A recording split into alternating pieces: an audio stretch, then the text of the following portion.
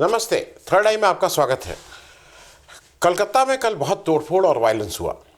इसमें पहले ही मैं एक मतलब शुरू में ही कह दूं, आरजी कार मेडिकल कॉलेज में जो कुछ हुआ था वो केवल घृणित निंदनीय नहीं है, बल्कि उसमें तो जो लोग भी इसमें इन्वॉल्व हैं उनको एक कड़ी से कड़ी सज़ा मिलनी चाहिए। केवल उस राय को नहीं, संजय राय जिसने ये गंदा काम, घिनौना काम किया था उसको नहीं, बल्कि उन सारे लोगों को जो संजय राय को पेट्रोनाइज करते थे, उसको प्रोटेक्शन देते थे और उसके साथ मिलकर मालूम नहीं क्या क्या गलत काम करते थे। तो अगर ठीक से इंक्वायरी हो जाएगी और ये साफ हो जाता तो उन सारे लोगों को शायद जो भी इस देश का सबसे खराब दंड होता है वो देना चाहिए।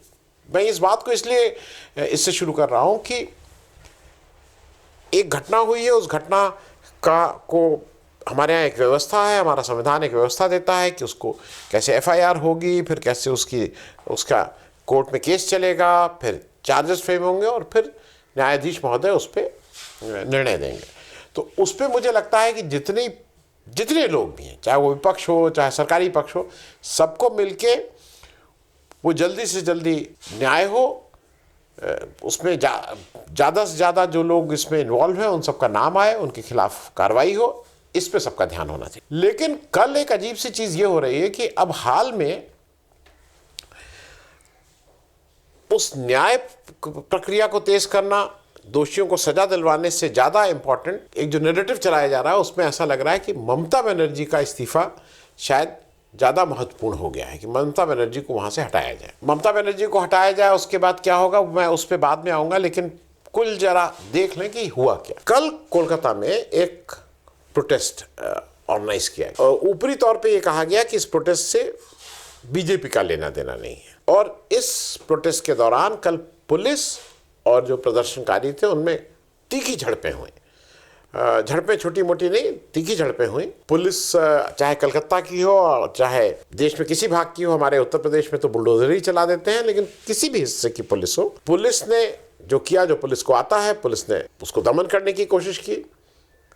प्रदर्शनकारियों ने अपनी तरफ से जो नया किया, उन्होंने पत्थर, बोतलें, ये सारे उनके साथ, जिसको कहते हैं ना, बिल्कुल ठीक से पुलिस के ऊपर पथराव। एक पथराव अगर आपको याद हो, हम लोग कश्मीर में तो वो पत्थर गैंग और क्या क्या करते थे, कुछ जम के इन प्रदर्शनकारियों ने वो काम किया। अब इसको इस जो कल का बंद था उसको बंद नहीं था, माफ़ कीजिएगा, वो उसका नाम था नवन्ना अभियान। नवन्ना जो है वहाँ का जो सेक्रेटेरिएट है, जो सचिवालय है, उसको नवन्ना बोलते हैं।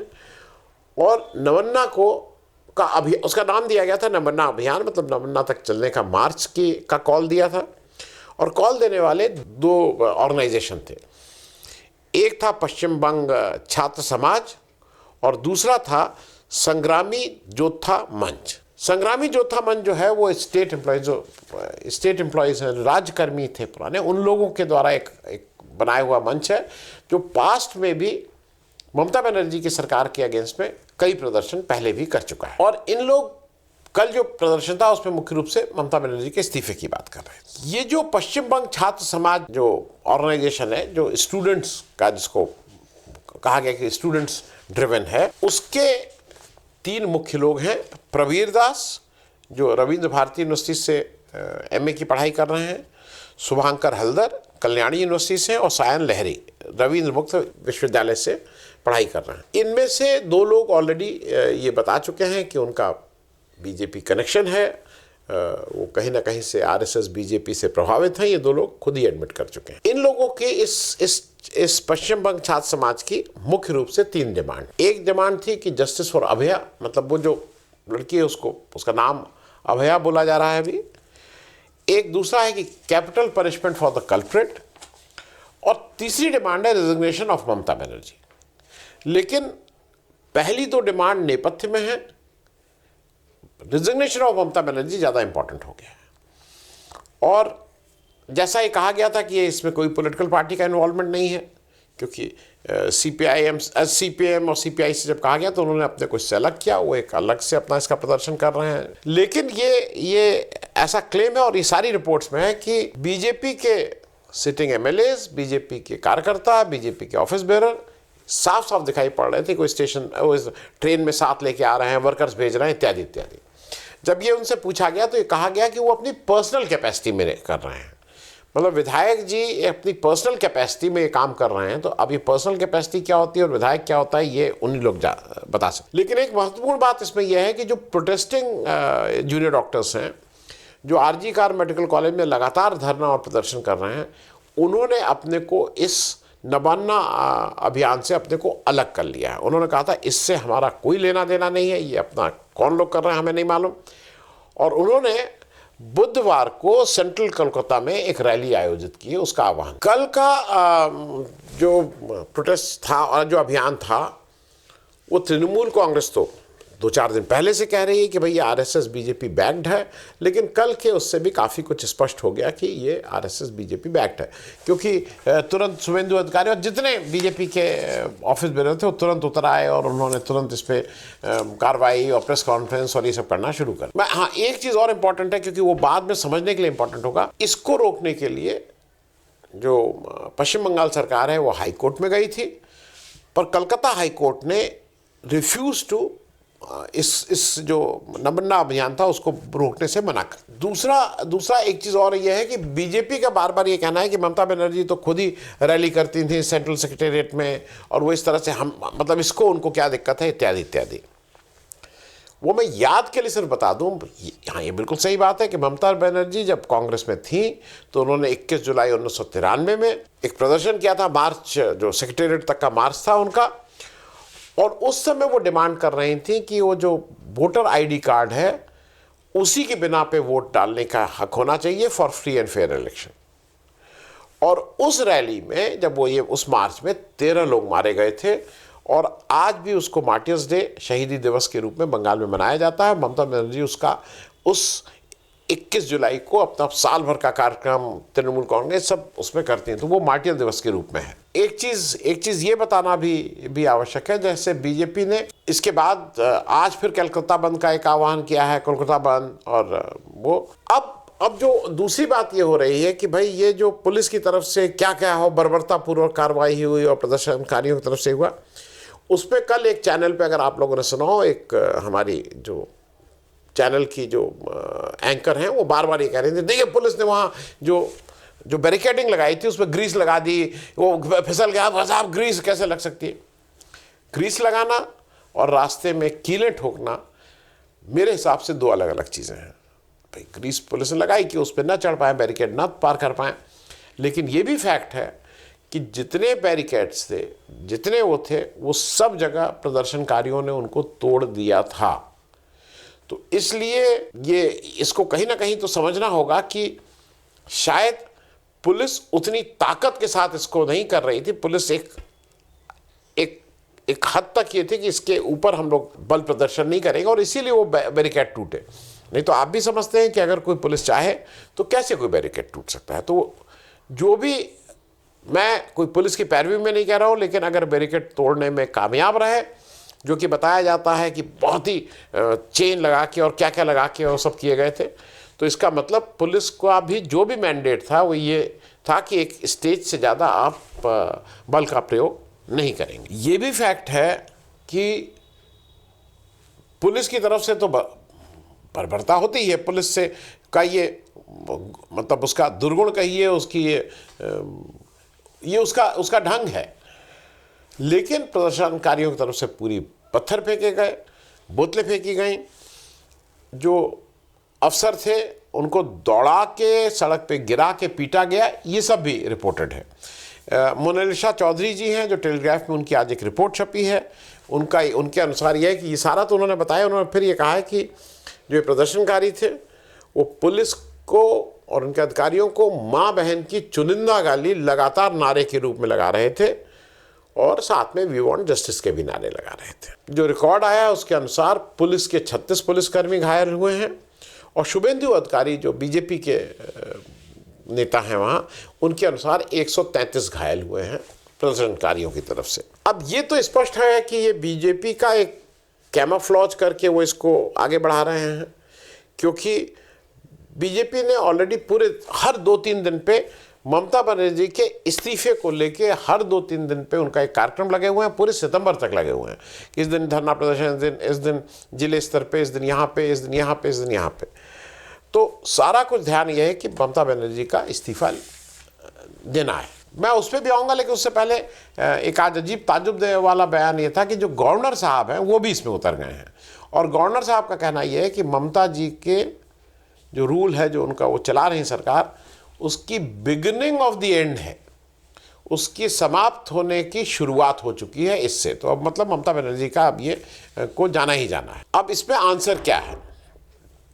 ममता बनर्जी इस्तीफा दे दें तो क्या कोई और सरकार बने, नंबर एक। दूसरा ये है कि क्या प्रेसिडेंट रूल लगे, तो क्या प्रेसिडेंट रूल इसका आंसर है? ये इसलिए भी पूछना आवश्यक है कि एक प्रेसिडेंट रूल की भी बात कर लें और एक क्योंकि ये चीज़ें पूछी जाएंगी। जम्मू कश्मीर में पिछले 10 साल से, पिछले 6 साल से एक तरह से प्रेसिडेंट रूल है, तो क्या वहाँ की चीज़ें इम्प्रूव हुई?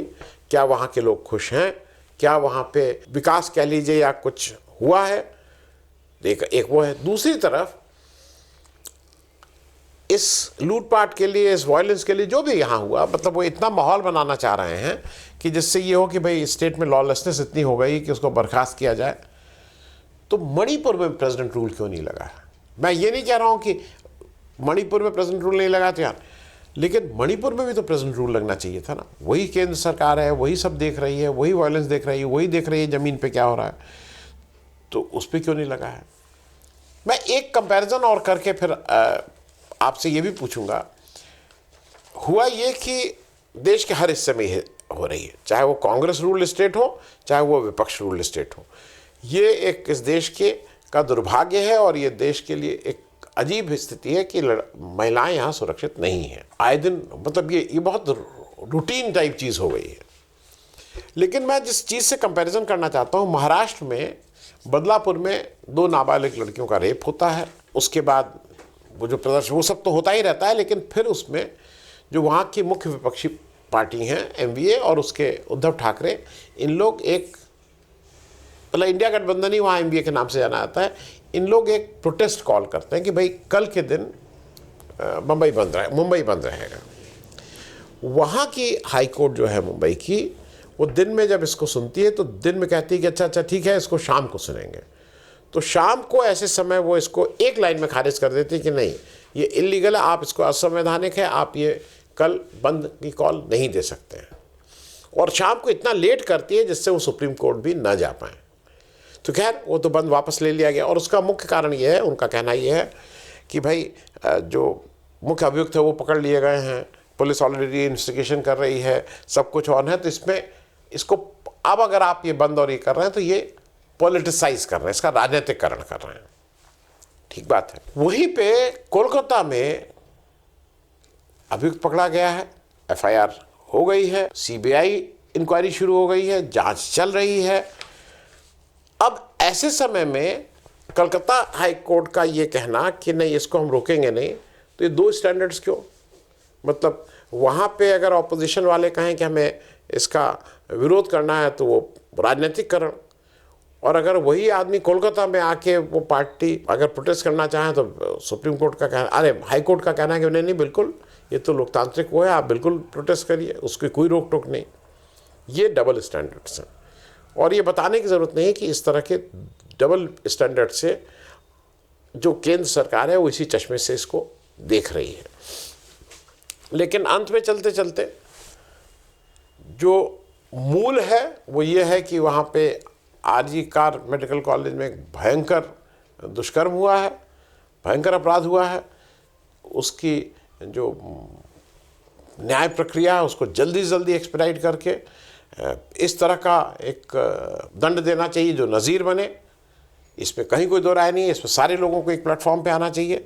लेकिन साथ में ये भी याद रखना चाहिए कि ये ममता बनर्जी का इस्तीफ़ा लेने से आप अचीव क्या करने जा रहे हो, सिवाय इसके कि बीजेपी का जो एक एजेंडा होता है कि किसी भी सरकार को कैसे भी करके कुछ भी गिराओ।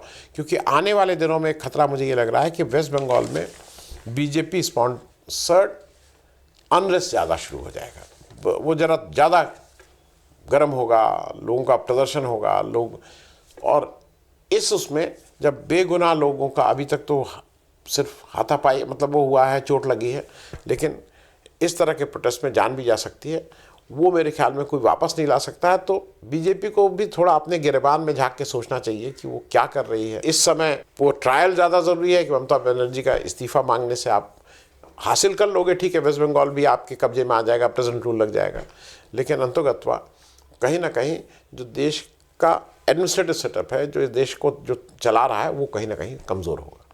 बहुत बहुत धन्यवाद। Thank you so much.